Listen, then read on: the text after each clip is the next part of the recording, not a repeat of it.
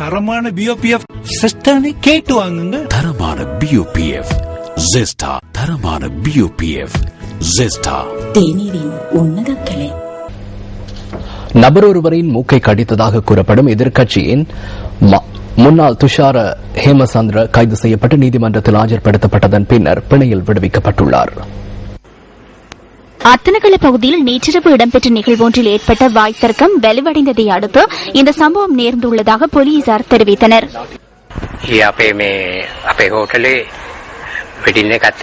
எமது மண்டபத்தில் நேற்றைய தினம் திருமண நிகழ்வொன்று இடம்பெற்றது. இந்த திருமண நிகழ்வில் சுமார் 450 பேர் வரை வருகை தந்திருந்தனர். சுமார் 3:30 மணியளவில் இரு குழுக்களுக்கு இடையில் மோதல் சம்பவம் ஒன்று ஏற்பட்டது. இதன்போது மூக்கை கடித்து விட்டதாக ஒருவர் கூச்சலிட்டார். நாம் அருகில் சென்று பார்த்தபோது ஒருவரின் முகம் முழுவதும் இரத்த கரையாக காணப்பட்டது. அதனைத் தொடர்ந்து அவர் வைத்தியசாலைக்கு அழைத்துச் செல்லப்பட்டார்.